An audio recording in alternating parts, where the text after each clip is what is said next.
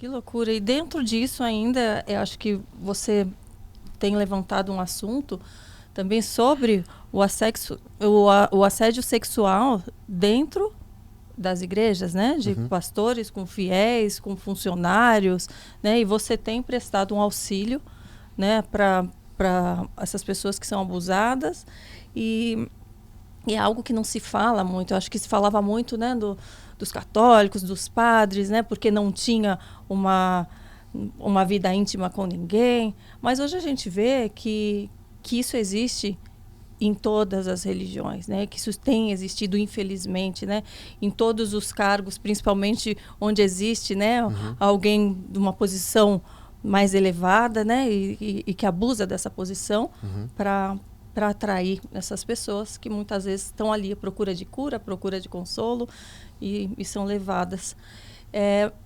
Você sofreu, assim, nesse momento, quando você foi indo a fundo, né, descobrindo tudo isso que estava acontecendo e querendo colocar em pauta, falar mais sobre isso, né, e contra algo injusto e incorreto que estava acontecendo? Você percebeu uma força contrária da própria igreja, das religiões em si, pelo que você estava falando?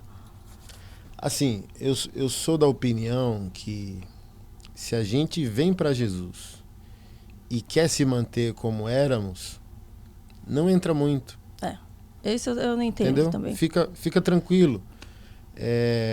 Fica ali no banco, vai num culto, vai no outro, faz o teu voto, tua oferta com Deus. Mas assim, o que me choca, Paulo fala a Timóteo assim: a igreja de Deus, que é coluna e baluarte da verdade.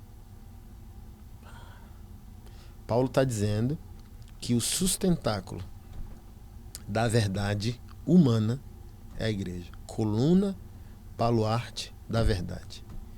Não há acordo. A igreja é a coluna e baluarte da verdade. Então, tudo que nós somos é norteado por aí. Não é que a gente não peca, não é que a gente não falha, é que a igreja, família de Deus, biblicamente está sendo estabelecida como coluna e baluarte da verdade. Então, isso para mim já choca essa questão. Eu adoeci porque para mim ser pastor também é assumir um arquétipo de representatividade heróica. Não somos heróis. Herói é Jesus. Eu falo da metáfora do Batman, sabe? A gente é o Alfred, dirige o carro, sabe as senhas. Assim, ó, é tudo nosso, na teoria. Mas tudo que a gente faz é pro Batman salvar a cidade. Então, pastor nenhum pode entrar na megalomania de dizer, eu sou. Mesmo que você seja. Quando Paulo era o homem mais santo do mundo no tempo histórico dele, ele disse, eu sou o principal dos pecadores. Então, assim, não é uma falsa modéstia. Não, é o peso da graça de Deus. Eu sou o que eu sou pela graça de Deus. Então, eu posso ser o maior empresário, o maior político, o maior pastor, o trilionário do mundo. O meu senso de humilhação, quando o assunto é a glória de Deus, é eficaz também. Então, eu sou, mas não me orgulho de ser, porque é para a glória de Deus. E aquele que vai pegar esse crachá ou sentar nessa mesa de trabalho pastoral, para mim, na minha análise, tem que ter feito um cálculo muito absurdo. Por quê? Ele é a representação salvífica de Cristo na Terra. Né? Assim, ó, ouso dizer, e está escrito, Pedro disse isso, somos pastores auxiliares do sumo pastor. Quando ele voltar, receberemos a coroa de glória. Então, eu sou, de maneira sociológica e congregacional e doutrinária, a expressão de Jesus. Eu sou o substituto momentâneo daquilo que ele fez pelo povo. Ele morreu pelo povo e eu organizo o motivo dessa morte, pregando, evangelizando, batizando, ministrando os sacramentos e ordenando a casa de Deus para a glória dele. Aí quando você chega e descobre que entre os heróis existem vilões, para mim, Anderson, que já converteu nesse senso de injustiça, bem-aventurado aquele que tem fome e sede de justiça. Aí eu chego no lugar da vida e descubro que é um lugar de morte, que a vocação de vida está sendo exercida por homens que amam a morte. Aí isso, nossa, foi difícil. Foi difícil Porque não é sobre o pecado. Pecar todos pecam. Mas é como lidam com o arrependimento. É o que me choca. Nada me choca, pecado nenhum me choca. A igreja existe, o evangelho existe porque nós pecamos, estamos destituídos da glória de Deus. Mas a maneira cínica com a qual a maioria dos pastores lidam com o arrependimento. Por exemplo, eles usam o rei Davi como exemplo de pecado grave. Davi não só adulterou, o rei Davi. Ele teve que matar o homem para poder pecar em paz. Matou o marido da mulher para poder transar em paz com a esposa dele. Mas no mesmo texto que diz que Davi foi confrontado e se arrependeu, Deus sentenciou Davi. Tem uma consequência. Olha, a espada nunca mais vai se apartar da sua casa. A criança que você teve agora por esse adultério vai morrer. E sabe o que me chama a atenção, Karina, no texto? Por quê? O profeta disse o seguinte para o rei Davi: porque você deu motivo para o ímpio blasfemar contra Deus. Então, assim, ó, não é para o pastor, tá? Ah, pequei, limpei a boca, vou prosseguir. Não, é sério. É sério.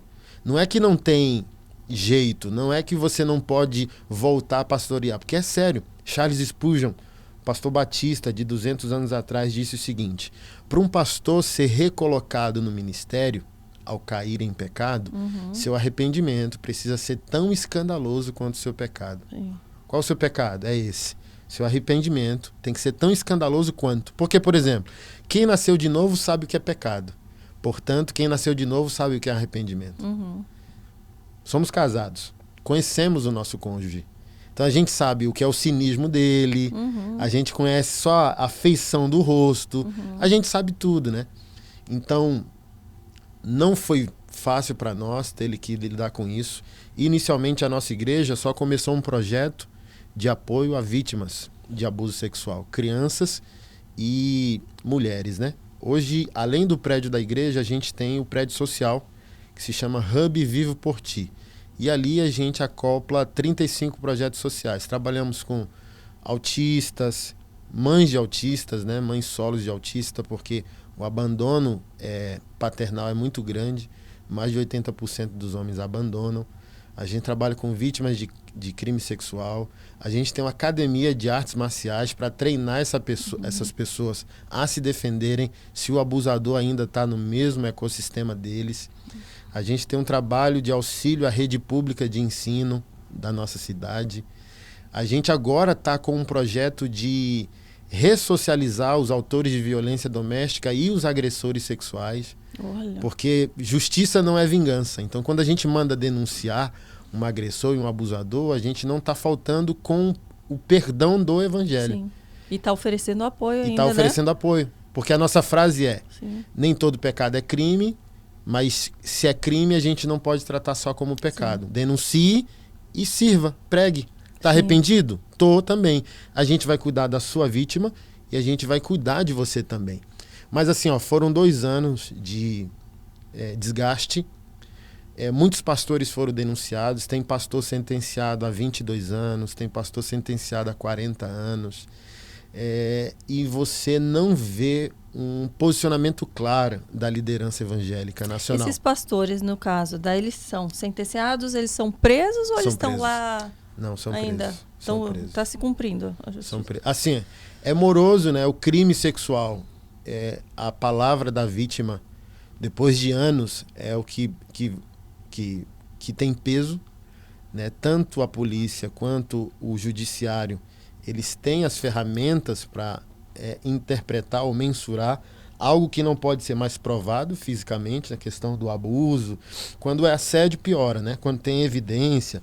Na nossa igreja, missionário foi denunciado. Aí o que salva é que você tem os prints, porque a abordagem foi virtual e tal. Mas o choque do negacionismo dessa realidade é muito grande, né? Eu vejo muito isso. Colocando em termos políticos, me dói muito ver uma igreja, sei lá, posicionada contra a esquerda. A esquerda é o mal do mundo. Não que não seja filosoficamente na minha análise. Mas olha só, é aquilo que eu falo. Você é contra, politicamente, você é evangélico e você é contra as pautas de esquerda que destrói filosoficamente a família. Mas talvez o destruidor da sua família é você mesmo, porque não tem conservadorismo nem fé evangélica com amante. Sei lá. Então, assim, ó, esse não vamos dialogar sobre o nosso problema foi o que deixou a gente muito cansado e exausto de dar amparo a essas vítimas. Então, hoje o projeto, graças a Deus, é robusto, é nacional, tem apoio, né, de juízes, promotores e força policial. Então, estamos indo a cada dia o seu mal, sabe?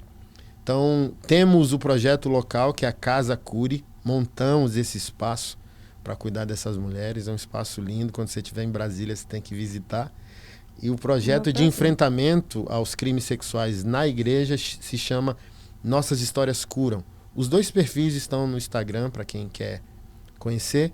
O Cure, ele tá mais rosinha, mais feminino. Nossas Histórias você mais entra, forte. tiro, porrada e bomba, né? Porque é denúncia. Sim. O que é um crime sexual, as pessoas não sabem. Como fazer uma denúncia. Sim.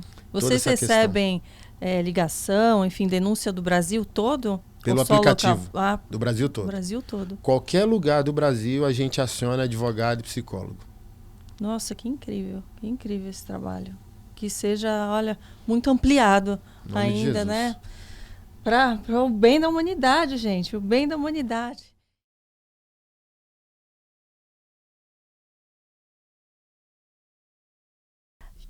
Se você já amou esse trecho, você vai se inspirar ainda mais assistindo o bate-papo completo.